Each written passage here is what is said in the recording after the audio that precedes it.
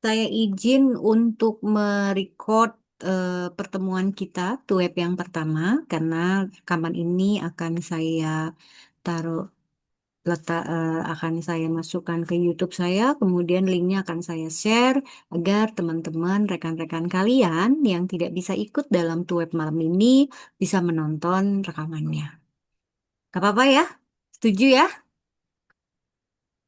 Baik, Bu. eh ada baiknya karena katanya kan kalau nggak kenal nggak sayang, walaupun kita sudah berkenalan lewat grup WA, saya pengen berkenalan juga secara tampilan, secara look likes-nya, boleh untuk eh, apa ya, open cam atau open kameranya. Kita kenalan sekali lagi, habis itu saya akan sharing materi untuk tugas pertama Anda. Boleh untuk open cam?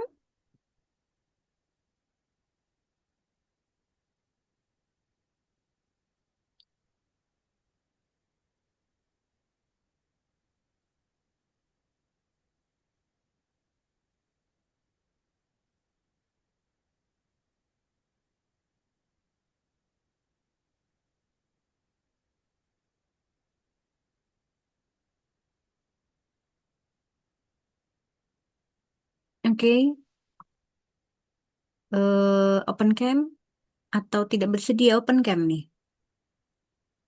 Oh, terima kasih Mbak Cindy. Oh, saya tadi ngiranya Cindy itu cowok loh. Ternyata Mbak Cindy Rahmawati. Salam kenal. Mbak Feby. Ibu. Salam kenal. Kenal, Ibu. Mas Vincius. Fans. Ben. Fan. Vincent, Bu. Oh, Vincius. Vincentius. Iya. Vincius. Kemudian Mas Prananda. Mas Rayanda. Raya ini kemudian Mbak Fariha ternyata ya. Benar, Fariha. Oke. Dan terima kasih sudah open cam. Kita bisa berkenalan walaupun kita berada jauh di sana. Saya lihat ada yang di Purwokerto, ada yang di Bandung, ada yang di Depok ya. Tetapi kita ketemu di satu mata kuliah metodologi penelitian.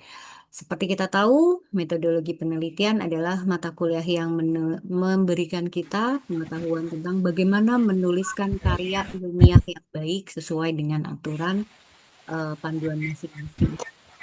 Saya izin share screen ya.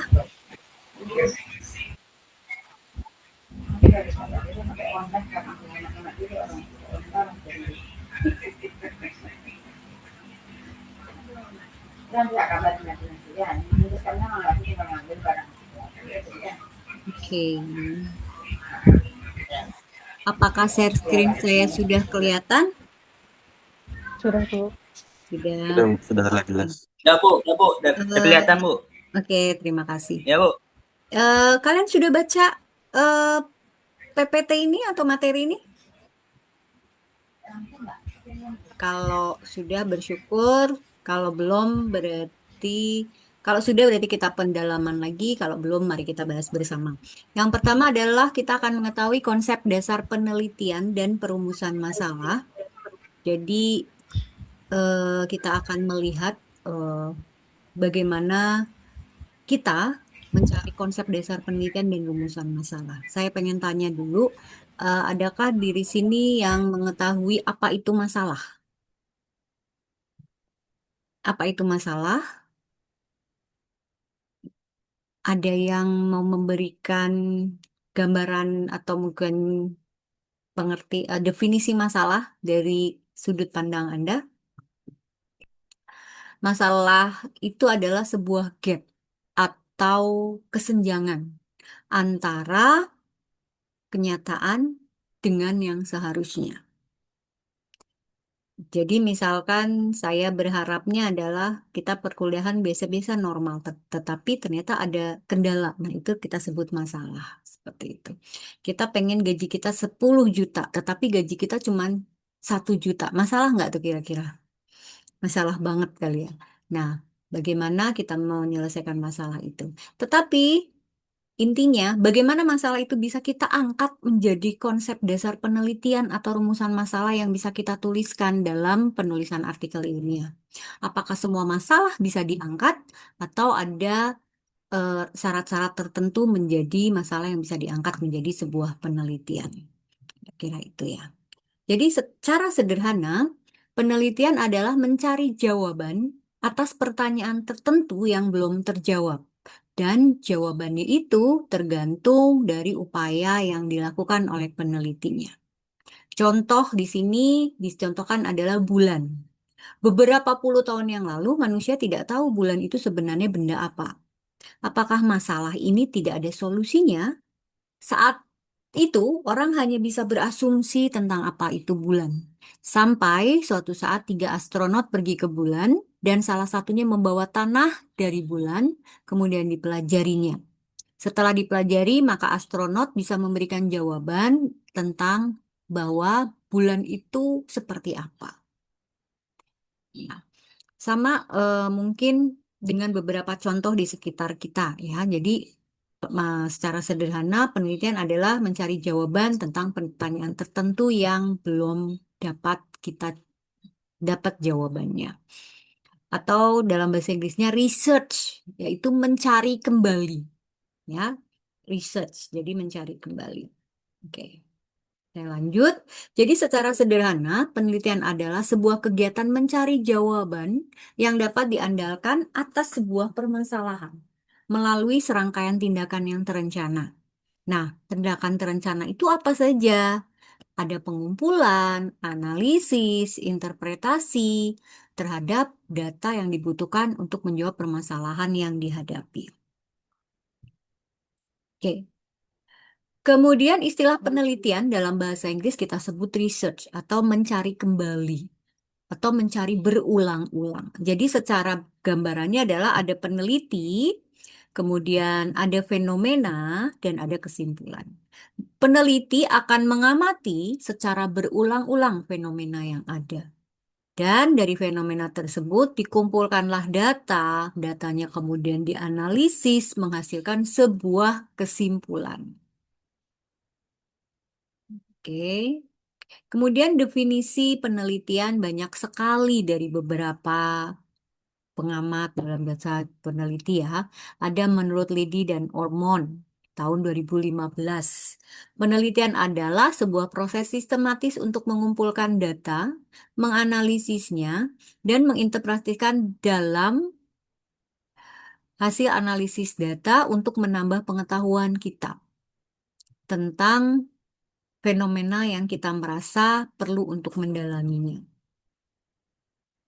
Itu salah satu ya, masih banyak definisi penelitian dari para peneliti-peneliti lain atau dari buku bahan pustaka referensi lainnya ya.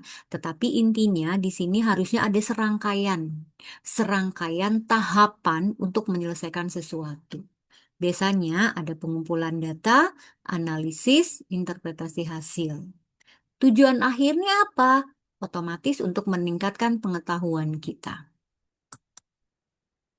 Jadi, karakter penelitian, karakteristik umum penelitian. Nah, tadi saya bilang, apakah semua masalah bisa diangkat sih dalam sebuah penelitian? Nah, kayak kasusnya sekarang adalah yang tadi saya bilang, pengen gaji 10 juta, dapatnya 1 juta. Bisa diangkat nggak sih menjadi sebuah penelitian gitu? Kalau orang per orang nggak bisa. Tapi kalau kita melihat tingkat hidup atau tingkat kesejahteraan dalam suatu desa, suatu kota, dalam suatu negara, kita bisa angkat menjadi sebuah penelitian tentang eh, daya daya beli masyarakat, kemudian kenapa masyarakat daya beli berkurang seperti itu. Nah, jadi ada karakteristik umum penelitian. Yang pertama, sebuah penelitian perlu mengumpulkan pengetahuan atau data baru dari sumber data primer atau data yang diperoleh secara langsung. Kita cuman patokan saya 1 juta, tetangga seberapa. Nah, nggak bisa. Kita harus mencari data langsung. Misalkan eh, dari pemerintahan setempat gitu ya, kita bisa tahu. Kemudian penelitian menekankan pada penerapan prinsip-prinsip umum. Kalau misalkan kita mau melihat kesejahteraan di masyarakat Indonesia sangat berkurang, kenapa? Daerah-daerah tertentu di daerah tertinggal masih banyak, misalkan yang gajinya di bawah UMR seperti itu. Kita akan menekankan penanaman dan prinsip-prinsip umum. Kemudian penelitian merupakan investigasi yang bersifat sistematis dan akurat. Kemudian penelitian menggunakan perangkat pengumpulan data tertentu yang harus memenuhi kriteria valid dan handal. Penelitian bersifat logis dan objektif. Harus objektif ya, jangan subjektif. Tadi seperti saya bilang, gaji saya kecil, kemudian saya memukul rata kehidupan masyarakat tidak sejahtera. Atau hanya melihat satu sisi doang. Kita harus melihat secara objektif. Peneliti tidak hanya mencari data hanya untuk bertujuan untuk mendukung hipotesisnya. Kemudian peneliti harus mengabaikan perasaan dan preferensi pribadi yang bersifat subjektif. Penelitian berusaha untuk mengatur data secara kuantitatif. Kemudian penelitian adalah aktivitas yang penuh kesabaran dan tidak tergesa-gesa. Kapan penelitian itu memiliki waktu minimal? Penelitian terbaik ya sebenarnya ada roadmap-nya ya, ada tahapan. Bisa tahun pertama, tahun kedua, atau trimester pertama, trimester kedua. Kalau menurut saya, penelitian yang baik adalah 1 semester atau 6 bulan. Atau minimal 3 sampai 4 bulan. Peneliti bersedia untuk mengikuti prosedur tertentu sampai pada kesimpulan yang mungkin tidak populer dan membawa ketidaksetujuan. Hasil penelitian dicatat dan dilaporkan dengan cermat. Kesimpulan dan generalisasi disampaikan dengan cermat dan penuh kehati-hatian. Lebih jauh, sebuah penelitian dikatakan penelitian yang berkualitas tinggi apabila mempunyai karakteristik sebagai berikut. Penelitian didasarkan pada penelitian orang lain. Jadi kita punya referensi. Saya mau meneliti tentang perkembangan teknologi. Misalkan perkembangan teknologi saat ini adalah tentang AI. Kita punya, apakah ada yang pernah meneliti sebelumnya tentang AI? Itu kan efektivitas AI dalam pendidikan, misalkan. Sudah ada belum yang meneliti hal itu? Kita akan melihat berdasarkan penelitian orang lain. Kita harus cari jurnal-jurnal sebelumnya. Kemudian penelitian dapat diulang atau dapat direplikasi. Kalau sudah ada yang menjelaskan tentang efektivitas AI dalam pendidikan, kita bisa mengulang lagi, tetapi harus memiliki keterbaruan atau minimal beda objektivitas. Kalau objeknya sama, minimal harus ada penambahan variabel. Kemudian penelitian yang dapat diterapkan di setting yang berbeda. Kemudian penelitian mempunyai rasional yang logis dan ada keterkaitan dengan teori tertentu yang relevan. Penelitian dapat dilakukan atau doable, memungkinkan dilakukan. Penelitian yang membangkitkan topik penelitian yang baru atau penelitian yang bersifat siklis. Penelitian yang bersifat inkremental dan penelitian yang merupakan kegiatan apolitis yang dilakukan untuk perbaikan dan kebaikan masyarakat. Kemudian untuk mendapatkan, nah tujuan penelitian apa sih? Yang pertama, untuk mendapatkan atau memperdalam pemahaman tentang suatu fenomena atau untuk mencapai wawasan baru ke dalamnya. Penelitian seperti ini disebut penelitian eksploratif atau formulatif. Atau tujuan penelitian ada dengan tujuan penelitian deskriptif. Apa itu penelitian deskriptif? Penelitian deskriptif yaitu penelitian untuk menggambarkan secara akurat karakteristik individu, situasi, atau kelompok tertentu. Kemudian untuk menentukan frekuensi terjadinya sesuatu atau keterkaitan antar sesuatu dengan yang lain, studi seperti ini dikenal dengan studi diagnostik. Untuk menguji hipotesis tentang hubungan kausal dan sebab akibat antar peubah, ini namanya studi disebut pengujian hipotesis. Jadi tujuan penelitian ada beberapa ya, ada eksploratif, ada deskriptif, ada diagnostik, dan ada hipotesis. Apa motivasi dalam melakukan penelitian? Motivasi dalam melakukan penelitian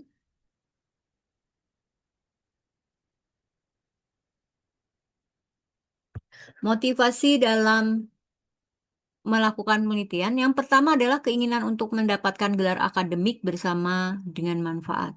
Kadang kita eh, mau lulus D3 harus melakukan penelitian, mau lulus S1 harus melakukan penelitian, S2, S3 gitu ya, itu dalam gelar akademik. Kemudian keinginan menanggapi tantangan untuk menyelesaikan masalah yang belum terselesaikan. Ada kalanya penelitian kita lakukan untuk menyelesaikan masalah di kantor, masalah di kedinasan, masalah di masyarakat kita, yaitu kepedulian terhadap masalah praktis yang mengawali sebuah penelitian. Misalkan penelitian yang dilakukan pada saat ini, kita melihat bahwa sumber pangan pasti akan sangat penting ya buat kita untuk bertahan hidup. Nah, kita melihat sekitar-sekitar kita gitu ya, kalau masyarakat sekarang mana mau ada yang jadi petani.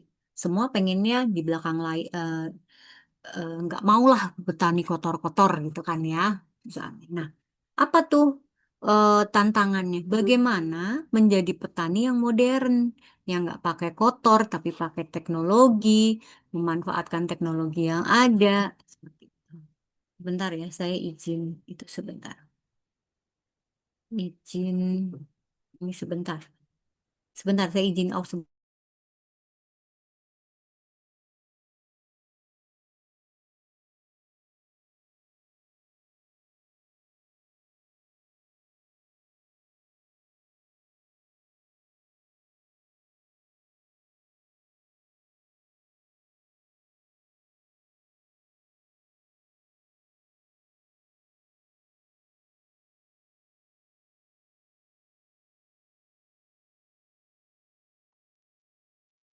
Oke, saya lanjutkan. Motivasi melakukan penelitian yang lain adalah keinginan untuk mendapatkan kesenangan intelektual karena melakukan beberapa pekerjaan kreatif. Kemudian keinginan untuk melayani masyarakat dan keinginan untuk mendapatkan pengakuan publik.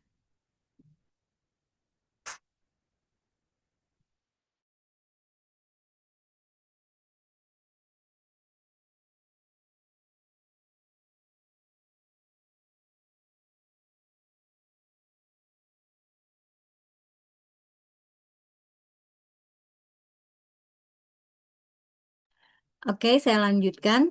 Kemudian tipe penelitian, ada tipe penelitian deskriptif vs analitik, ada penelitian terapan vs dasar, ada kuantitatif vs kualitatif, ada konseptual vs empiris, dan ada tipe penelitian lainnya. Metode dan metodologi penelitian. Metode penelitian adalah semua metode atau teknik yang digunakan oleh peneliti untuk melakukan penelitian, dan metode penelitian dapat dikategorikan menjadi 3 kelompok. Kelompok pertama, terutama yang berhubungan dengan metode yang digunakan untuk mengumpulkan data. Kemudian yang kelompok kedua adalah teknik statistika yang digunakan untuk membangun hubungan antar data dan aspek yang tidak diketahui. Dan kelompok ketiga terdiri dari metode yang digunakan untuk mengevaluasi akurasi yang diperoleh.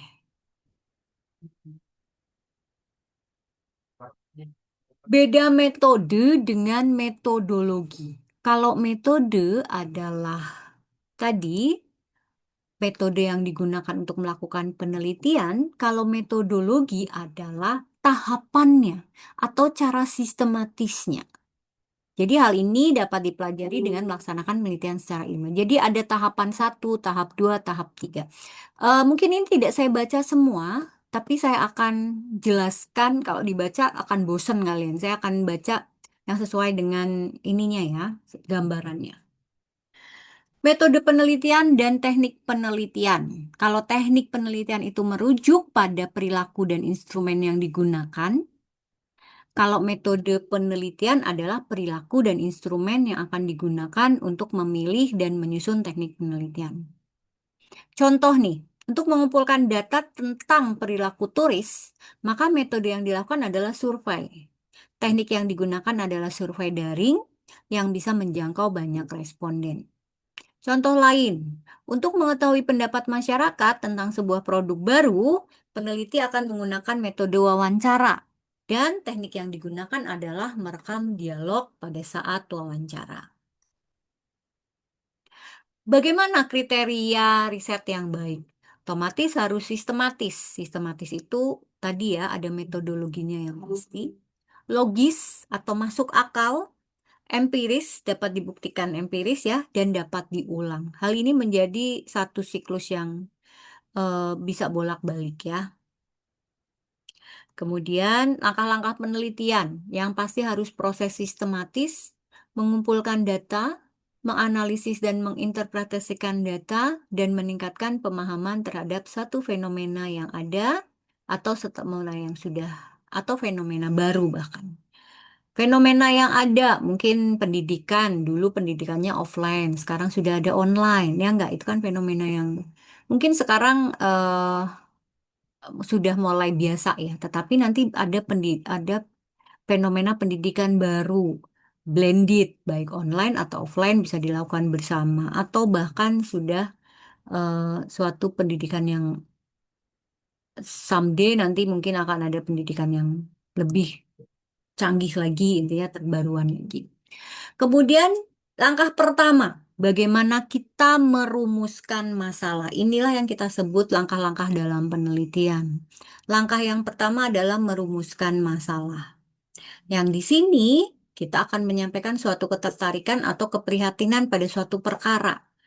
Nah, kita akan tadi saya nanya, apa itu sih masalah gap antara kenyataan dan yang seharusnya? Maka kita cari gap tersebut. Kita lihat, saya ambil contoh apa ya? eh, Seseorang sedang berhenti di lampu merah sebuah perempatan jalan. Barangkali dia tertarik mengamati berbagai lampu merah semakin meningkat. Kalau saya melihatnya gini, di lampu merah seharusnya ada orang berjualan, boleh apa tidak? Seharusnya kan nggak boleh. Tetapi masih ada orang jualan, masih ada orang yang minta-minta, masih ada orang bersihin kaca gitu. Seharusnya kan nggak boleh karena itu sangat eh, apa ya? Keselamatannya. Duitnya dapat mungkin, tapi keselamatannya dibandingkan dapat duitnya tidak seimbang. Nah, itu menurut saya menjadi sebuah masalah, gap antara yang seharusnya dengan yang kenyataan yang terjadi. Itu bisa dijadikan rumusan permasalahan. Bagaimana mentertibkan para pencari uang yang di jalan-jalan. Penyampaian masalah perlu diawali dengan latar belakang munculnya masalah yang menjadikan seseorang tertarik untuk menelitinya. Saya tertarik meneliti karena setiap saya ke perempatan lihat lagi ada yang jualan, ada yang mungkin manusia silver, manusia emas gitu yang mencari uang gitu. Itu menjadi saya tertarik nih. Tertariknya apa? Satu, karena eh, uang yang didapat dengan bahaya yang dihadapi itu tidak seimbang gitu ya. Mereka akan yang nggak aman lah nyari duit di tengah jalan seperti itu. Nah, saya tertarik tuh untuk melakukan penelitian. Misalkan seperti itu ya. Kemudian langkah kedua, melakukan kajian pustaka. Kajian pustaka adalah penelitian-penelitian sebelumnya. Ada nggak sih yang sudah ngangkat masalah itu tentang berbahaya mencari uang di perempatan, misalkan, yung baik mengamen, baik berjualan gitu. Ada nggak sih? Apa kajian pustaka fungsinya? Yang pertama untuk mencari titik beda atau lebih dikenal keaslian penelitian. Jangan-jangan itu sudah pernah diteliti oleh orang lain, tetapi saya lakukan lagi plek jiplek sama gitu. Nggak boleh. Saya harus menjadikan penelitian itu sebagai batu loncatan saya. Bisa dikembangkan masalahnya atau bisa kita cari beda objeknya seperti itu. Fungsi kedua adalah untuk mempelajari metode-metode yang pernah digunakan peneliti sebelumnya dan menyelesaikan masalah yang sama atau masalah yang akan diteliti. Kemudian langkah ketiga, menentukan pertanyaan penelitian dan hipotesis. Hipotesis. Hipotesis adalah dugaan ya. Jadi, pertanyaan penelitian sering diikuti dengan hipotesis. Anda mungkin akan bertanya, apa pertanyaan penelitian harus selalu diikuti hipotesis? Jawabnya tidak harus. Di sisi lain, terkadang peneliti tidak menyebutkan pertanyaan penelitian, tetapi langsung memberikan sejumlah hipotesis. Hipotesis dibuat untuk membuktikan sesuatu yang berkaitan dengan masalah yang dihadapi berdasarkan asumsi yang diperoleh dari kajian pustaka maupun landasan teori. Mungkin banyak orang nyari duit di jalan atau di perempatan gitu ya, di lampu merah, karena mereka pikir dia akan dapat banyak duit di situ gitu kan. Eh, karena keramaian di situ lebih mudah mendapatkan uang, seperti itu. Nah, itu hanya hipotesis saya nih. Hipotesis saya perlu dibuktikan dengan kajian pustaka atau landasan teori. Kemudian langkah keempat, menentukan metode penelitian. Metode penelitian dipilih secara garis besar terbagi menjadi dua, kualitatif dan kuantitatif. Kualitatif ya secara kualitatifnya, gitu. Kuantitatif ya lebih ke ada nominalnya ya, biasanya secara kuantitatif bisa diukur. Metode kualitatif berfokus pada pemahaman terhadap fenomena secara mendalam dan pendekatan secara alamiah pada subjek penelitian. Kalau metode penelitian kuantitatif berfokus pada relasi antar peubah yang diidentifikasi dari suatu fenomena. Metode kuantitatif ini biasanya mengandalkan ada numeriknya lah, ada hitungannya lah. Bisa diukur pakai statistik, pakai data mining, atau pakai kayak metode-metode yang ada hitungan ataupun pengukuran nih. Kemudian mengumpulkan data. Pada metode kualitatif, data dikumpulkan kebanyakan bersifat naratif, bersubjek pada partisipan atau pertanyaan yang ditujukan pada peneliti oleh peneliti. Salah satu metode pengumpulan data kualitatif adalah wawancara. Dalam wawancara pasti kita akan nanyain banyak hal. Kalau saya tadi ya mau ngangkat masalah yang di perempatan tadi ya, kenapa sih mau nyari uang di perempatan gitu kan? Saya bisa nanya ke mereka gitu yang para penjualnya atau sekarang masih banyak mungkin ya di kota-kota Anda yang manusia silver itu masih diperbolehkan nggak sih? Kebetulan saya adalah berdomisili di Tegal, Jawa Tengah. Masih ada banyak beberapa yang berjualan di perempatan gitu. Tetapi setahu saya di beberapa kota sudah ada kebijakan tidak boleh. Oke, ternyata masih banyak nih ya. Minimal ini dulu nih untuk soalnya ini berhubungan dengan langkah penulisan untuk proposal. Mengumpulkan data sudah, kemudian saya lanjut. eh Langkah keenam, menganalisis data. Jadi setelah dapat data, kita analisis. Kemudian langkah ketujuh, interpretasi dan membahas hasil data. Datanya kita analisis, kemudian kita interpretasikan. Contoh menginterpretasi, ini yang ada di sini ya. Contohnya, dalam analisis deskriptif, peneliti mendapatkan rata dari data mereka yang kumpulkan adalah 5,5 dengan simpang baku adalah 2. Di lain pihak, ketika peneliti menganalisis data lain, mendapatkan hasil bahwa reratanya 5,5, simpang bakunya 0,5. Maka peneliti tersebut harus bisa menjelaskan adanya perbedaan ketersebaran dari kelompok pertama dan kelompok 2. Nah, ini misalkan seperti itu. Eh, kita harus bisa membedakan dengan data yang sama, tapi hasilnya bisa beda dengan beda tools gitu ya. Kemudian langkah ke-8, kita menuliskan laporan hasil penelitian. Penelitian itu untuk apa sih? Penelitian itu untuk kita sendiri atau untuk orang lain? Kalau untuk kita sendiri ya udah, orang lain nggak akan tahu. Tetapi tadi, tujuan penelitian adalah salah satunya meningkatkan pengetahuan. Kalau mau meningkatkan pengetahuan, berarti hasil penelitian kita harus dilaporkan dalam bentuk hasil penelitian. Maka itulah kita harus menuliskannya ke dalam sebuah baik proposal maupun laporan penelitian. Laporan penelitian ada berapa? Misalnya ada laporan, ada juga hasil penelitian atau publikasi. Buku laporan penelitian, skripsi, kemudian proceeding, jurnal, ataupun artikel-artikel ilmiah yang lain. Perangkat batu penelitian, otomatis perpustakaan atau buku-buku referensi, teknologi komputer, alat ukur, statistika, dan bahasa. Kemudian ini ya, definisi rumusan masalah. Oh, masih banyak banget nih ya. Rumusan masalah itu apa? Rumusan masalah itu adalah tadi ada gap apa nih gitu kan.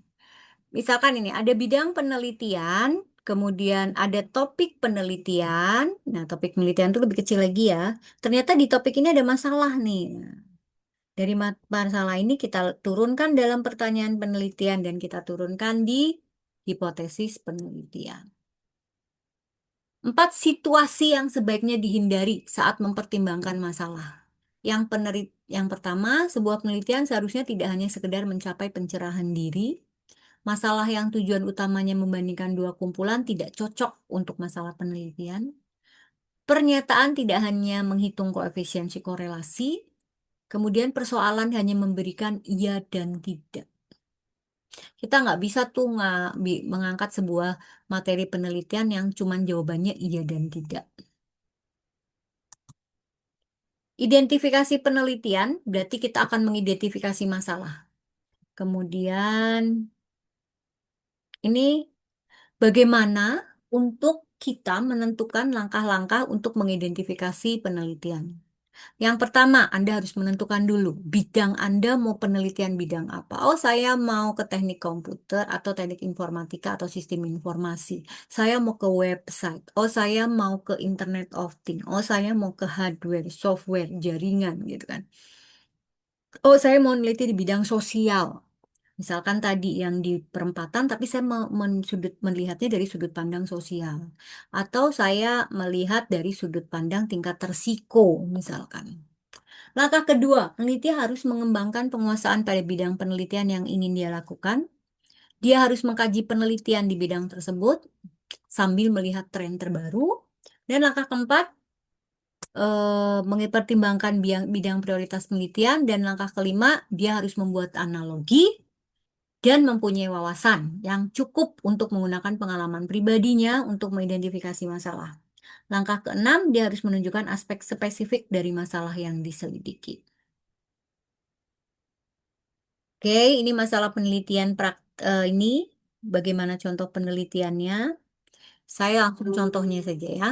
Contohnya, definisi pemasaran di perusahaan XYZ mempunyai presentasi yang tinggi dalam hal penggantian staf, sehingga mempengaruhi produktivitas dan kohesi tim. Organisasi nirlaba ABC mengalami defisit keuangan selama 2 tahun berturut-turut, sehingga beberapa program harus dibatalkan.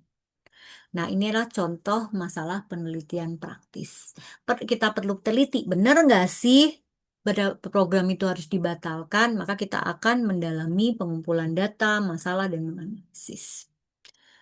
Masalah penelitian teoritis ini berfokus pada memperluas pengetahuan dan pemahaman yang tidak secara langsung berkontribusi pada perubahan. Biasanya, kalau penelitian tipe ini, Anda harus mengetahui penelitian terbaru yang relevan.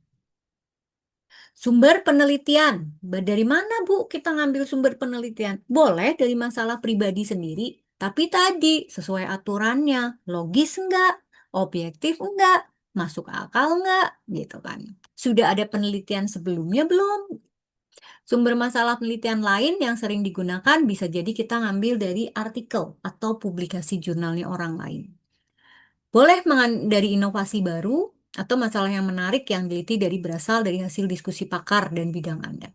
Masalah sekarang nih, yang lagi banyak masalah mungkin eh, di sisi teknologi ya, penggunaan AI. Apakah penggunaan AI itu bagus untuk para mahasiswa atau para dosen atau para penggunanya? Nah, itu juga bisa menjadikan inovasi baru, gitu kan. Kemudian kita masuk ke kriteria memilih masalah penelitian. Ada 10 faktor. Nanti tolong cek sendiri masalah Anda sesuai dengan ini tidak. Saya akan langsung ke praktek ini soalnya. Kayaknya lebih penting ini. Saya akan coba ya memberikan gambaran lewat sini saja. Gambar rumusan masalah yang salah yang sebelah kiri. Sedangkan gambar permasalahan yang sudah benar adalah sebelah kanan. Contohnya nih. Komputer yang saya pakai sekarang terasa lambat, muncul icon koin jam pasir, nyari gitu kan. Rumusan masalahnya bagaimana mengganti CPU. Rumusan masalah kedua, bagaimana mengganti hard disk dengan cepat. Rumusan masalah ketiga, bagaimana menambah kapasitas RAM. Ini adalah rumusan masalah yang tidak benar. Harusnya yang benar yang sebelah kanan. Komputer yang saya pakai terasa lambat, sering muncul koin jam pasir. Maka rumusan masalahnya, dari hasil cek sistem ternyata ada CPU saya yang sudah terbilang kuno. Dari hasil cek ternyata harddisk sudah hampir penuh dan ada bad sector. Dari hasil cek sistem ternyata banyak aplikasi yang jalan di background. Nah, ini baru yang benar. Oke. Kemudian kaitan antara rumusan masalah dengan pertanyaan penelitian. Kalau tadi komputer saya lemot, terus saya cek CPU-nya sudah kuno. Nah, pertanyaan penelitiannya baru bagaimana mengganti CPU gitu. Kalau tadi hard disk saya ada bad sector nih, gitu kan. Oh, berarti bagaimana mengganti hard disk dengan tepat atau dengan cepat. Dan yang ketiga, sistemnya ternyata banyak aplikasi yang jalan di background. Bagaimana menambah kapasitas RAM? Sampai di sini, jelas nggak? Saya mau feedback dulu. Takutnya saya ngomong nih pada ngantuk semua nih. Saya mau lihat ini dulu eh, penampakan-penampakan. Nah, jelas nggak nih sampai di sini? Jangan-jangan saya ngomong kalian ngantuk nih. Jelas, Bu. Oh, jelas ya. Iya, jelas jelas Bu. Ngantuk nggak? Ini Aman jam-jam Bu, masih rawan aman. nih. Jam Masih 8, aman. jam 9. Ya nggak jam rawan nih. Jelas, Bu, jelas. Jelas ya. Oke. Alhamdulillah sudah terima kasih. Berarti materi pertama sudah tersampaikan. Jadi di sini bagaimana sih kita mau merumuskan masalah seperti itu. Sebenarnya saya nggak seneng yang teori saya baca gitu ya. Tapi karena ini pertemuan pertama, saya harus melakukan ini mau nggak mau, suka nggak suka. Tapi nanti selanjutnya saya lebih senang Anda baca sendiri, kita diskusi. Kalau untuk baca bisa lah ya, walaupun di sela-sela kesibukan para, saya bilangnya kalian adalah mahasiswa hebat yang mungkin sudah kerja, masih mau kuliah, ya nggak? Udah capek gitu kan. Nah, jadi eh, saya pengen ya, tuweb-tuweb ke depan adalah kita sudah langsung pada menuju tugas Anda, membahas tugas Anda, adapun teorinya dibaca sendiri. Sampai sini clear dulu nggak? Setuju ya kalau kayak gitu ya? Saya stop screen. Oke. Setuju sampai di situ? Setuju sih. Gitu ya. Jadi kalau ada teori, silakan dibaca sendiri ya. Nanti kita diskusi yang Anda tidak jelas pada teori tersebut, boleh ditanyakan ke eh, web. Gitu. Oke? Ya. Ini karena masih pertama, jadi saya kasih dulu deh, nggak apa-apa. Kenalan dulu. Tapi saya lebih senang adalah praktek. Oke, sampai di sini ada pertanyaan tidak? Kalau tidak ada pertanyaan, saya akan lanjut. Mungkin bertanya tadi ada di slide kan ada yang tipe penelitian, terus juga pas setelah selanjutnya ada metode penelitian ya kan, terus kayak Ya, ada tuh sama-sama eh, tipe kualitatif dan kuantitatif. Nah, mm-mm. apakah tipe penelitian yang lain itu nggak ikut masuk ke metode itu atau gimana Ibu? Tipe penelitiannya nggak masuk ke metode. Kan tadi ada di slide ada kayak tipe penelitiannya Ya, ada yang kualitatif, kualitatif terus ada yang apalagi tadi ya, ada yang banyak lah tadi kan. kualitatif dan kuantitatif. Kemudian Terus kemudian ada yang lain yang deskriptif, ada yang betul. Nah kan terus kemudian setelah itu pas di slide setelahnya ada metode metode penelitian. Nah eh, itu cuma disebutkan cuma kualitatif dan kuantitatif aja, yang lainnya nggak ada. Apakah memang oh, oke. ya seperti Saya itu? tahu. Oke, saya tahu maksud Anda. Hmm, semoga udah kelihatan lagi ya. Share screen saya kelihatan nggak sih? Share screen saya udah kelihatan belum? Sudah Bu, sudah. Nah, oke. Tadi pertama ada jenis-jenis penelitian. Maksud Anda itu ya? Iya betul, tipe tipe Oke. penelitian yang ya, Kemudian slide 10. slide 10. Ini. Ada tipe Iya betul. penelitian, tipe penelitian deskriptif vs analitik, terapan vs dasar, kuantitatif vs kualitatif, konseptual vs empiris, tipe penelitian lainnya. Ini adalah tipe-tipe penelitiannya. Bagaimana cara penelitian, apakah tipe itu sama dengan tadi ya, kualitatif, kuantitatif gitu ya.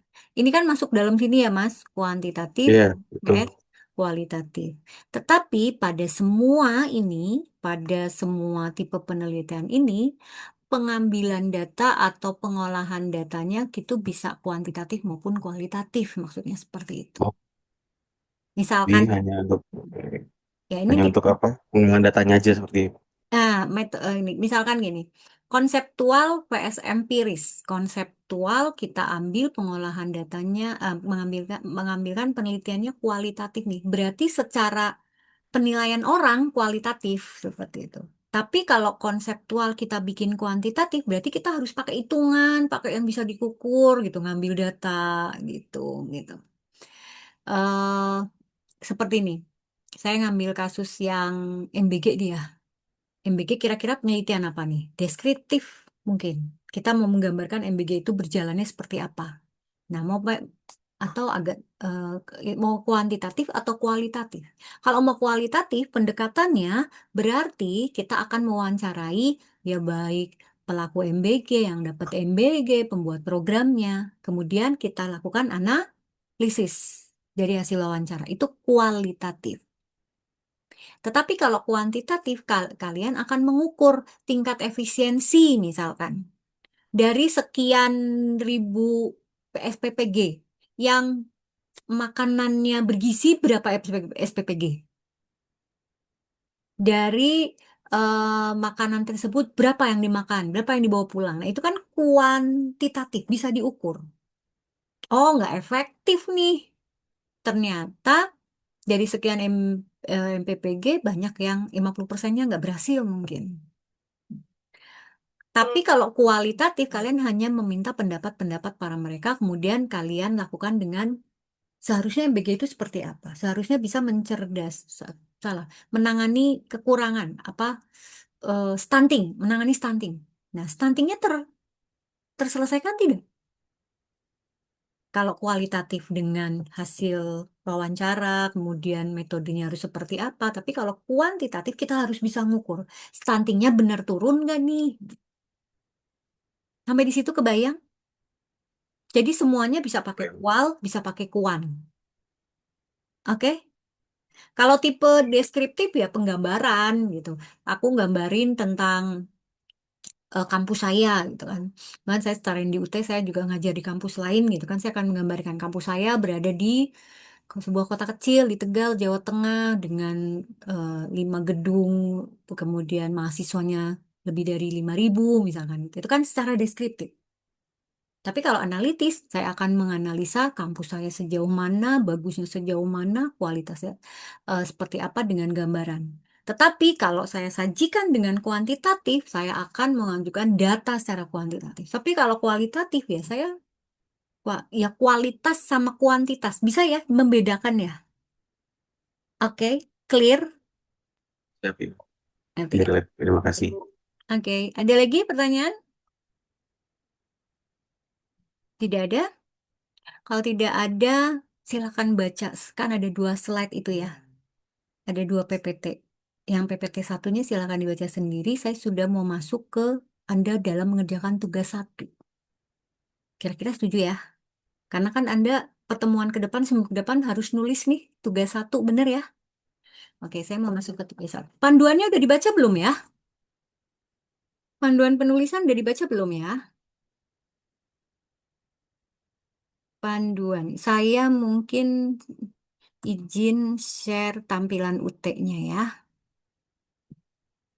Hmm, share screen tampilan UT. Di mana?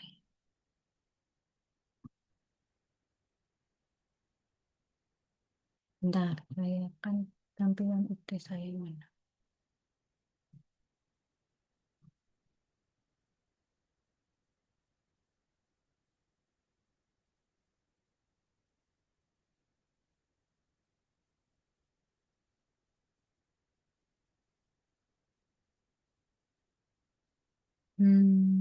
Video. File, bentar. Tampilan UTD saya dengan sekalian pasti sama kan ya? Atau berbeda nih? Hmm. Kok saya nggak bisa set? Bentar. Ini, ini.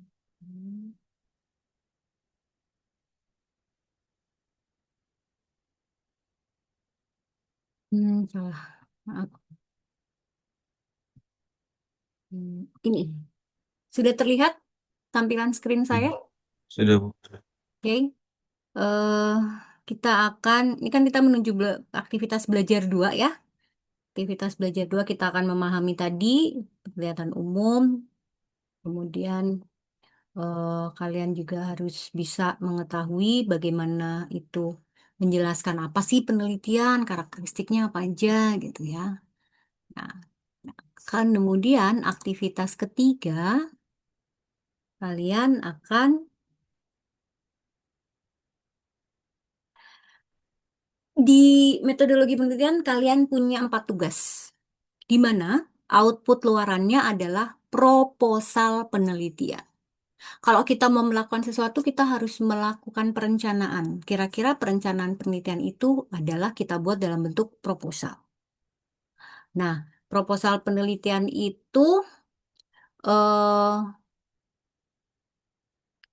harus kalian lakukan tugas 1, 2, 3, 4 itu harus lengkap. Karena kalau tidak lengkap, maka nilai kalian adalah E.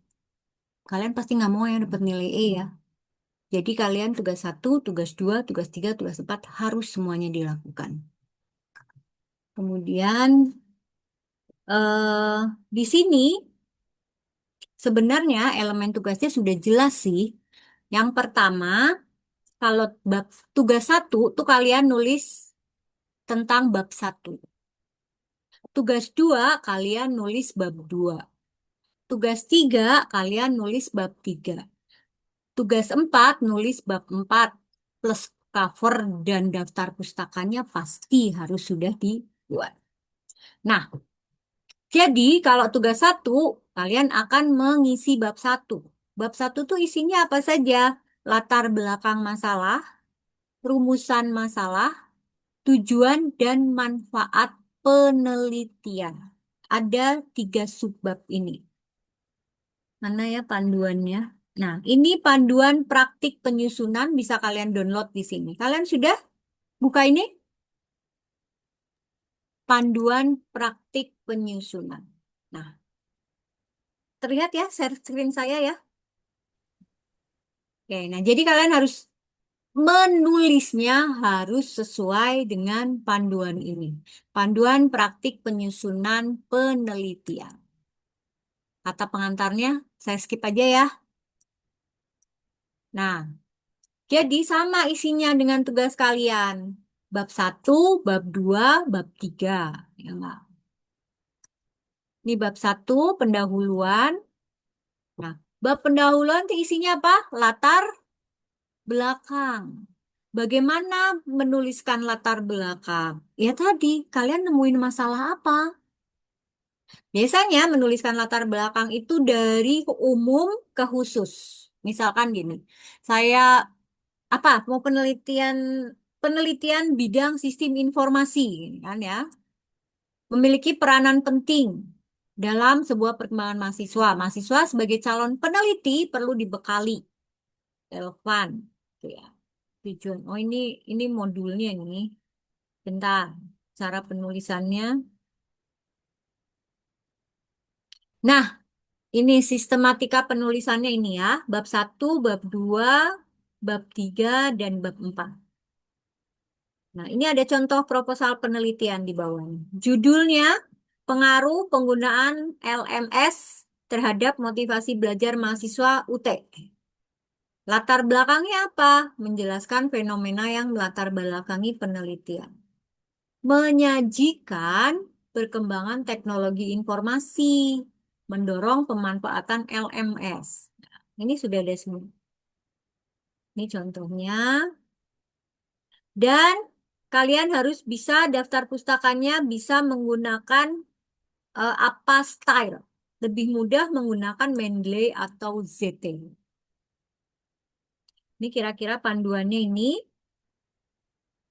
Oke. Ini tugas 1, tugas 4, dan ini penilaian rubrik tugas.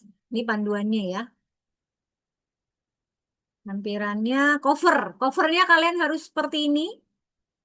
Baik tugas 1, tugas 2, covernya seperti ini. Nama NIM, kemudian langsung ke bab 1.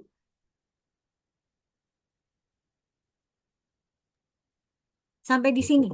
Cukup jelas tugas 1 dan cover segala macamnya sudah bisa dimengerti? Untuk kerangkanya cukup dimengerti. Ya. Jadi, Bu ngambil masalahnya apa? Monggo. Bebas. Kalian bisa mengambil materi apapun di dekat kantor kalian, dekat eh, sekitar lingkungan kalian, atau bahkan tentang sistem informasi, atau bahkan tentang fenomena saat ini. Fenomena saat ini mungkin tadi, sekarang siapa sih nggak pakai AI yang kalau tadi LMS untuk efektivitas pembelajaran, mungkin penggunaan AI untuk efektivitas pendidikan. Pinter sih pinter, maksudnya bener sih bener jawabannya. Tapi masuk nggak ke kita? Kan biasanya ada yang cuman kopas langsung ditaruh ya, tapi di sininya nggak dikopas gitu kan. Nah, AI bagus bantu kita, tetapi membuat ini kita nggak jalan intinya. Harusnya AI menjadi pemantik, tetapi di kita juga diolah seperti itu. Itu akan akan sangat bagus sekali karena AI bantu kita banget deh, tapi jangan sampai kita jadi pembantu AI.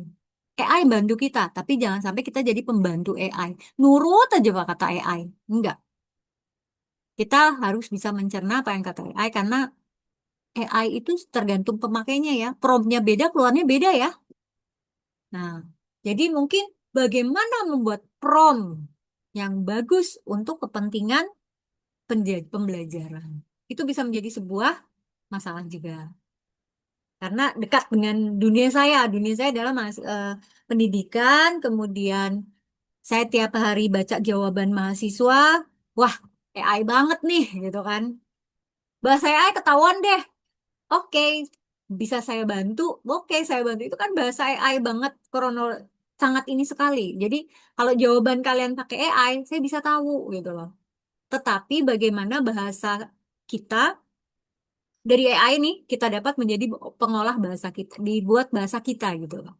Jadi AI hanya sebagai pembuka wawasan kita, berikan artikel untuk mendapatkan permasalahan misalkan. Dia akan ngasih masalah nggak? Oke, itu satu. Yang kedua, udah pada ngerti Mendeley belum? Penggunaan Mendeley? Belum, kalau saya belum. Belum? Belum sama sekali.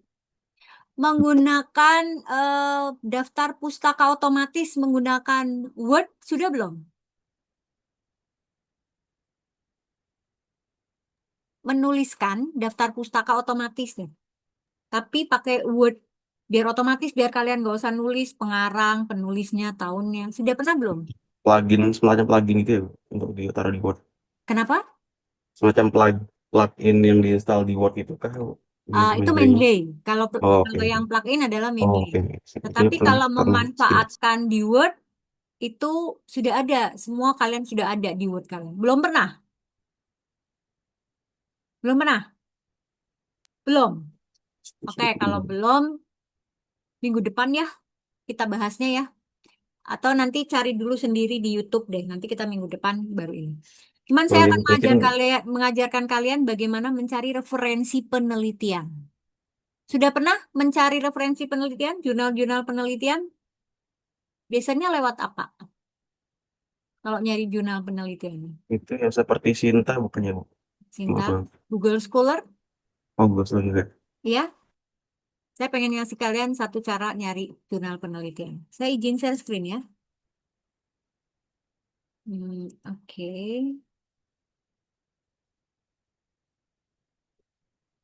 Hmm, terlihat? Sudah, sudah. Oke. kita bisa ke connected paper. Kita pakai AI. Jujur saya pakai AI, tetapi ini membantu saya. Oke, di sini kita bisa tahu penelitian yang dilakukan oleh para peneliti sebelumnya. Contohnya apa? Boleh kalian ngasih satu contoh? Misalkan kalian pengen meneliti tentang apa? Biar saya tuliskan di sini. Ada yang mau ngasih, bukan bahan ya, mau ngasih gambaran. Bu, saya mau penelitian tentang X, Y, Z. Boleh? Masih mikir. Smart TV, Bu.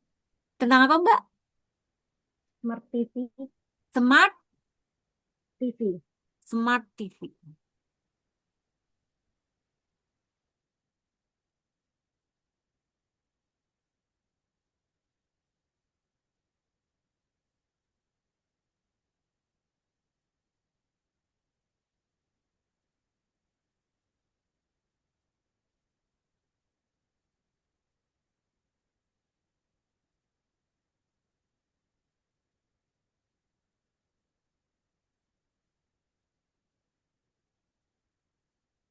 Saya salah nih. Bukan ini.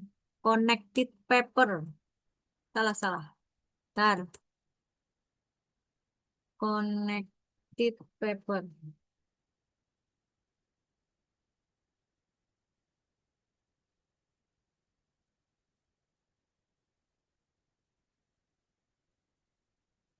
Nah, ini benar. Tentang smart TV. Nah, ini adalah penelitian-penelitian yang dilakukan peneliti tentang smart TV. Analysis of impact of OOT and smart TV usage on FOD expeditors. Casway on the security of DLF diploma. Jadi ini adalah penelitian-penelitian sebelumnya. Kalian bisa klik ini untuk masuk ke Google Scholar. Dia akan mencari penelitian yang serupa. Kalau kalian di Google kan keterhubungannya nggak ada lagi. Kalau di sini akan menelitikan keserupaan. Dia akan lihat paper ininya juga. Smart TV Samsung The Frame. Saya mungkin akan tadi ya bahaya dari penelitian tentang smart farming. Mungkin kalau tadi Mbak ngomong smart farming di Indonesia. Smart farming aja deh, biar bebas. Dia akan mencari penelitian yang smart farming. Analisis perbandingan hasil. Kok ini sih?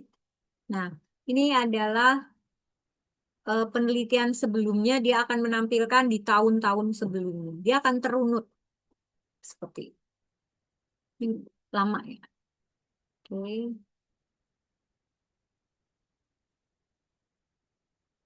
Nah, nah,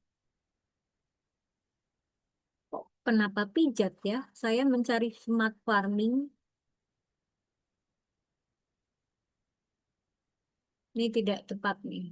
Penelitian smart farming. Oke. Nah, smart farming IoT based sustainable agriculture.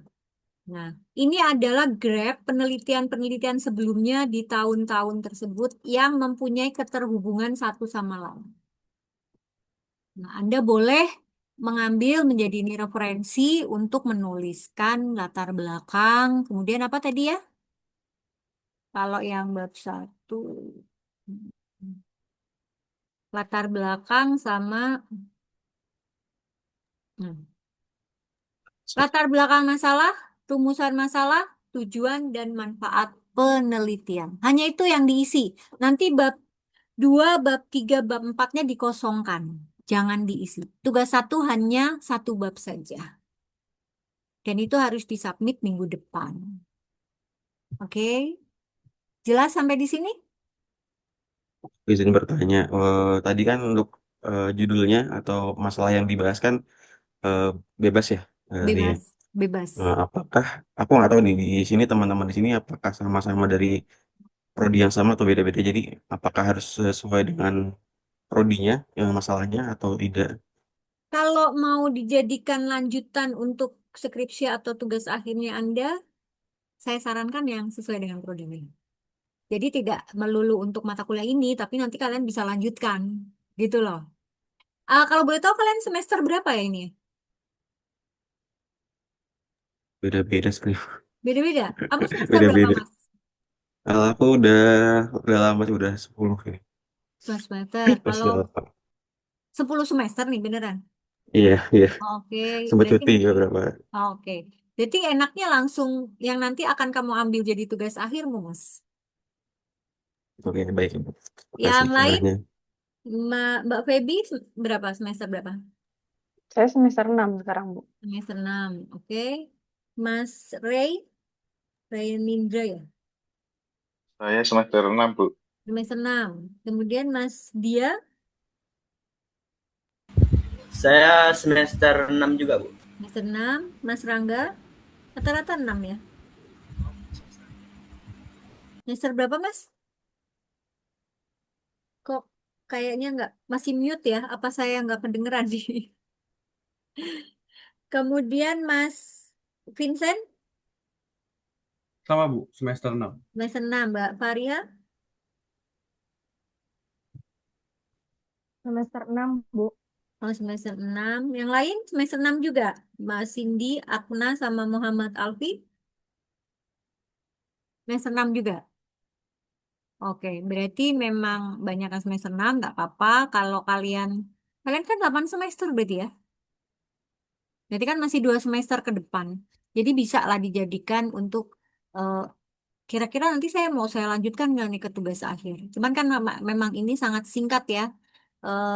Maksudnya waktunya sangat singkat ya. 2 bulan kan. Nah, jadi ambil fokusnya yang jangan terlalu lebar, tapi kita fokus yang kecil aja. Misalkan smart farming, saya ngambilnya penyiraman otomatis, misalkan. Atau saya mengambil website LMS. Atau saya menggunakan penggunaan AI GPT. Atau masalahnya bebas. Bebas disesuaikan dengan... kalau saya sih biasanya akan menyarankan mahasiswa saya nggak beda jauh dengan dunia kerja kalian. Jadi kalian bisa observasi langsung, kalian bisa melakukan wawancara, bisa melakukan pengumpulan data yang lain, tidak jauh dari dunia kerjamu. Biasanya saya akan memberikan arahan ke mahasiswa apa ya, ekstensi atau yang sambil kerja tuh seperti itu. Karena saya tahu betapa lelahnya sudah bekerja, habis itu kuliah gitu kan. Jadi biar keduanya bisa berjalan bersamaan ya, lakukan aja yang searah dengan kerjamu dan mungkin akan bermanfaat bagi kerjamu. Mungkin di kerjaanmu tidak ada digitalisasi, mungkin. Ya, udah kamu bikin websitenya untuk digitalisasi di kerjamu. Kayak mungkin tadinya absen manual, kemudian kita lakukan absensi berbasis barcode, berbasis finger, berbasis apa lagi? Face detection, atau berbasis RFID, seperti itu. Atau mungkin di kantormu belum menggunakan digitalisasi logistik misalkan ya, belum ada ERP-nya, belum ada apa alur inventorinya, ya bikin sistem informasi inventory. Jadi ambillah sekitarmu yang kamu bisa explore lebih banyak dan akhirnya kamu dapat proposal yang bagus dan proposal itu bisa dilanjutkan menjadi tugas akhir kalian nantinya. Ada skripsi kan ya di UT ya? Bisa Jadi di. pilihan, Bu. Menjadi pilihan dia. Oh, berarti outputnya publikasi ya? Kalau tidak salah publikasi, tugas akhir, skripsi juga ada pilihannya sih. Ya. Kalau publikasi dari hasil proposalmu, kalau memang sudah bisa dilakukan, penelitian langsung jadi publikasi. Misalkan kamu tadi bikin website digital ya, sudah ada websitenya dibuat, ya diimplementasiin sedikit lah ke teman-teman rekan kerja, habis itu kita buat laporan atau dibikin publikasi. Oke, saya tidak pernah membuat mahasiswa itu menjadi berat, tapi saya pengen mahasiswa itu asik ngerjainnya. Sama, nanti ngerjain proposal asik Mas, nggak susah Mbak, gampang. Karena menulis itu jam terbang. Kalau nggak nulis-nulis, nanti kalian nggak bisa nulis. Oke, udah 2 jam belum? Oh belum, saya masih harus beberapa menit lagi. Boleh, sekarang diskusi saja ya. Saya buka diskusi. Nanti kalau dari saya mulu, kalian ngantuk tidur gimana dong? Silakan. Kira-kira kalian mau udah dapat gambaran masalah apa nih dari masing-masing?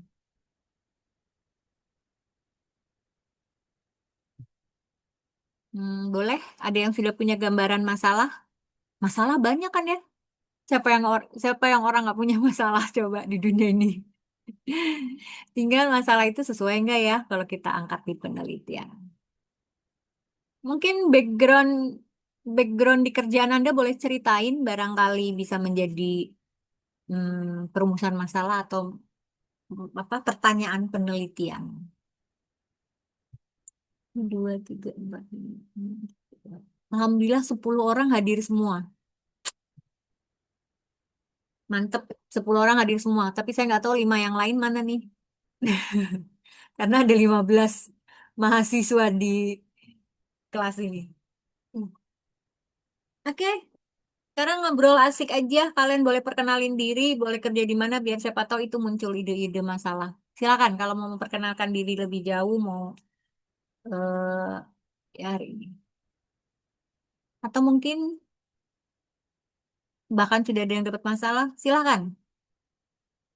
Nggak apa-apa, nggak harus Mas Pranada melulu. Boleh yang lain ngomong kok. Ada?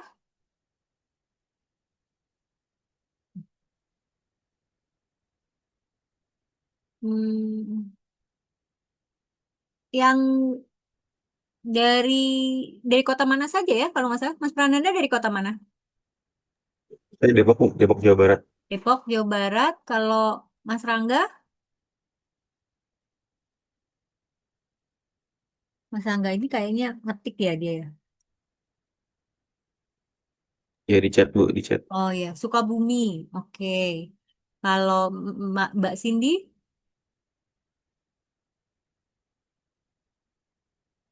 eh, Mbak Fariha dari mana Mbak? Tangerang, Bu. Oh Saya Tangerang. Tangerang. Mas Dia Dari Duri, Bu. dari Duri. Iya, Duri. Duri Pekanbaru. Ya, arah ke Pekanbaru juga tuh. Pekanbaru. Oke, oke. Suami saya orang Pekanbaru, Mas. Oh, iya. Kemudian Vincent, Saya Cilacap, Bu. Cilacap. Iya. Kayaknya kamu lagi di sebuah studio, Mas. Apa ini pakai background nih, Mas? Nggak di kamar. Oh, di kamar. Emang Mas studio, Ray, Bu. Studio. oh, Mas Ray dari mana? Dari Purwokerto, Bu. Purwokerto. Mbak Feby, Saya dari Bandung, Bu. oh dari Bandung. Ini Akna ya? Akna Islami nih, cewek atau cowok? Muhammad Alfi, Muhammad Alfi, siapa nih? Alfian. Muhammad Alvin, oke, sebenarnya mungkin sudah perkenalan ya. Dari Bandung juga. Oke. Oh, dari Bandung ada itu. Oke. Kalau saya dari Jawa Tengah, saya dari Kota Tegal. Saya lahir di Tegal, kuliah di Jakarta, kemudian saya balik lagi ke Tegal. Dan saya sebenarnya bukan saya dosen tetap di sebuah perguruan tinggi di Tegal. Alhamdulillah saya mendapat amanah jadi tutor online sudah dari tahun 2021 persis sebelum COVID ya. Oke, jadi cuman memang apa namanya mahasiswa UT itu banyak banget ya dan saya senangnya tuh banyak. Jadi punya banyak mahasiswa di mana-mana. Jadi Bandung, di Tangerang. Jadi silakan Anda Kak dari berbagai kota ini mungkin ada masalah di kota yang menjadi tagline gitu ya. Bisa menjadikan mungkin kamus bahasa Purwokerto Mas, kamus bahasa Ngapak. Siapa tahu bisa jadi ya nggak? Sebuah sistem informasi juga nggak masalah kita nggak tahu ya nggak. Oke. Beneran nih, kalian belum pernah dapet penulisan eh, daftar pustaka secara otomatis? Yakin semester 6 belum pernah dapet?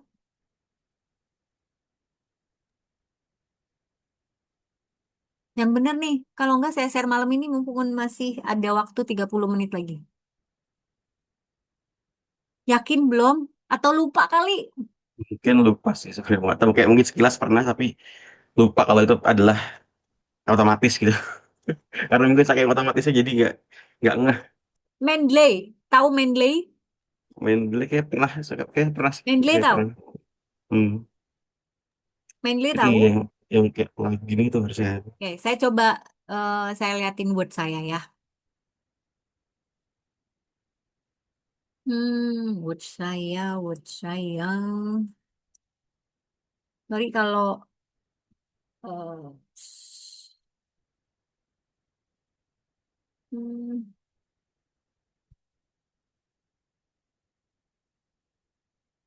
sudah terlihat share screen saya? Sudah ibu sudah. Nah, misalkan nih, saya sudah mendapat suatu sitasi. Saya mengambil kalimat di sebuah artikel. Misalkan saya mengambil kalimat di sebuah artikel. Reference saya tampilannya akan seperti ini. Ntar agak lama karena jujur nih banyak yang dibuka nih saya, makanya agak lemot. Oke, sudah terlihat tampilan saya? Tampilan saya, Sudah screen saya. sudah Ada ibu. ini, Anda lihat M insert situ ini yang saya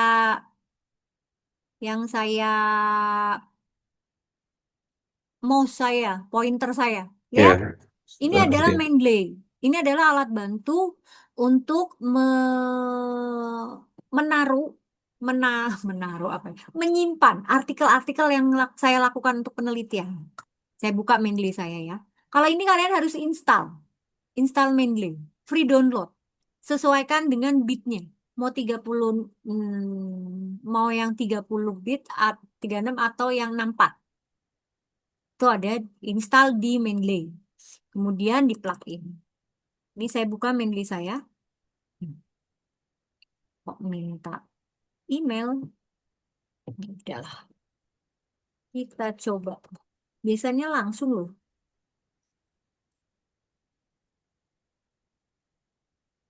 Hmm,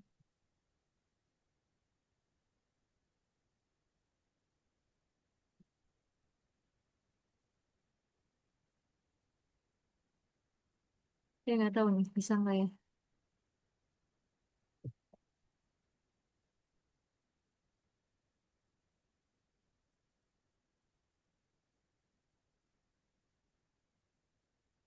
Banget nih. Nah ini, alhamdulillah saya ingat passwordnya.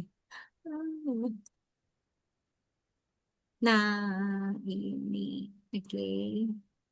Ini adalah Mendeley saya. Setelah saya install Mendeley, saya akan menyimpan file-file saya di sini. Add file. Ya, di sini nanti disimpan. Misalkan saya eh, ah, pendampingan kader posyandu. Kebetulan ini saya penelitian saya tentang pencegahan stunting. Saya orang teknik komputer, tapi saya membuat alat bersama mahasiswa saya tentang pendeteksi stunting yang dilihat dari berat badan sama tinggi badan. Nah, saya ambil data ini pendampingan kader posyandu, gitu ya. Saya mau mengcopy kalimat ini. Saya ngopi nih kalimat ini. Kemudian saya taruh di Word saya. Saya sitasi, saya sebutnya ya. Saya sitasi. Kalau kita naruh sitasi, tidak boleh tidak memberikan dari jurnal mana. Oke. Maka ini apa style? Ini harus apa style ya. Oke.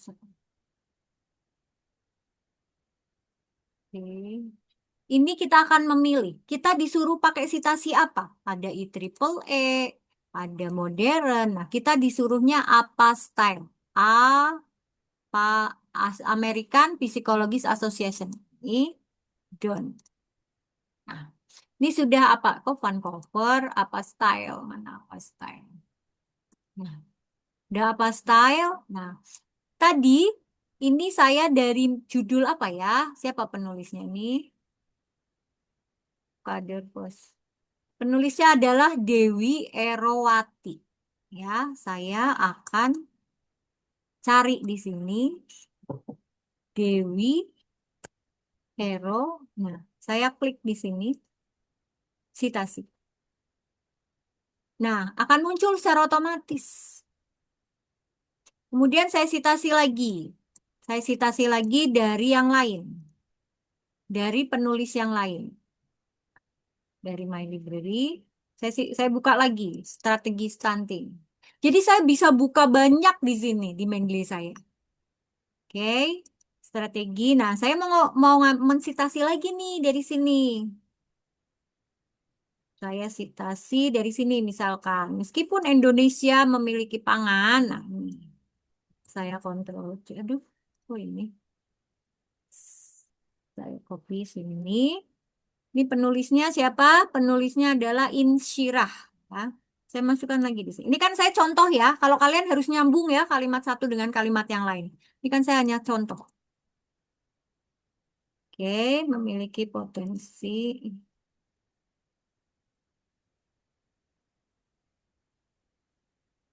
Oke.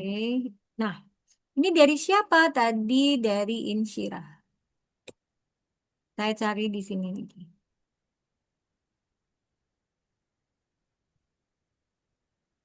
Oke, saya klik. Muncul. Tidak? Otomatis kita nggak usah nyari, nggak usah nulis. Nah, pada saat saya mau nulis daftar pustaka, nah saya tinggal insert bibliografi. Nah, udah deh masuk tuh. Gampang apa gampang banget? Gampang. Asik atau asik banget? Nggak sesusah menulis yang dibayangkan. Ini kalau pakai Mendeley. Apa yang harus dilakukan? You download Mendeley ini, kemudian di-plugin. Silakan lihat di YouTube banyak. Cuman emang yang di-download harus sesuai. Kamu masuk yang 64 apa yang 30. Kalau pakai yang di Word, ada yang di Word tuh ini. Nah, kalau yang di Word pakainya ini. Yang di sebelahnya. Cuman harus diketik satu per satu. Nah, ini diketik judulnya apa, autornya apa, ditulis dulu. Baru nanti bisa disitasi. Oke. Enak mana? Enak Mendeley atau enak yang bawaannya Word? Di Indonesia, Bu. Oke, enak Mendeley ya. Terima Kalau kasih, yang Bu. Terima kasih ini ya. ya kalau yang bawaannya Word ini, kalau kalian masukkan satu persatu judulnya di add source dulu ya. Judul ini autornya siapa? Judulnya tahun berapa? Ya. Nah, nanti setelah dimasukkan baru kita bisa citasi. Tapi kalau belum dimasukkan nggak bisa. Tapi kalau Mendeley, saya sudah punya library, saya tinggal kopas, saya tinggal taruh. Enak nggak? Kalau saya edit nih di sini, saya edit, saya masukin lagi paper lagi, otomatis dia nambah. Saya tambahin lagi paper ya. Saya ini asal ya. Saya nggak lihat kalimatnya seperti apa. Saya ini asal. Saya pengen ngasih tahu doang. Saya taruh di sini. Ini penulisnya siapa tadi di Mendeley? Zainal Muslim.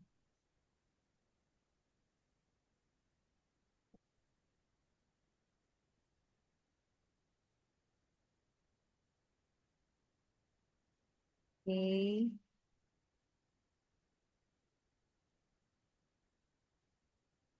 Oke, otomatis masuk.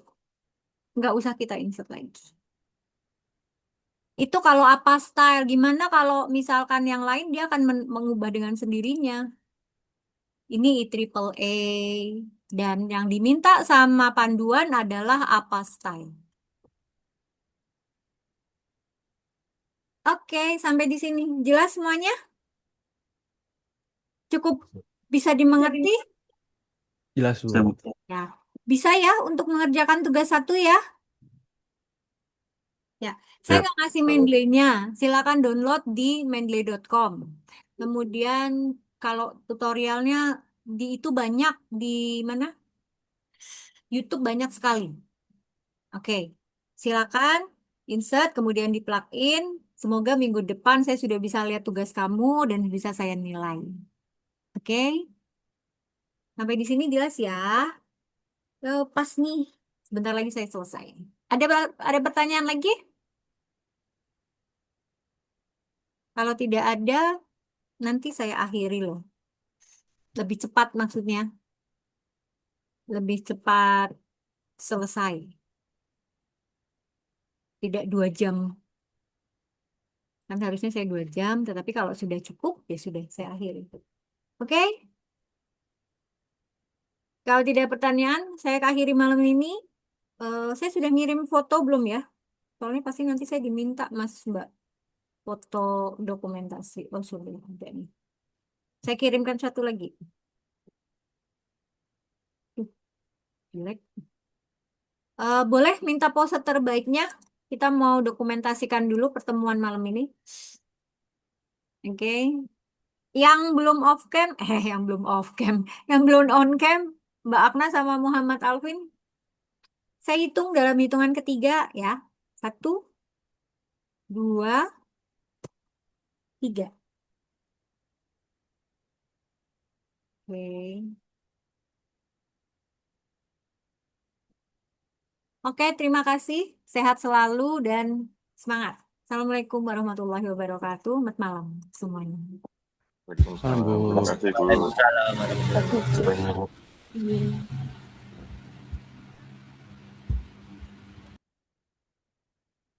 Izin and life. And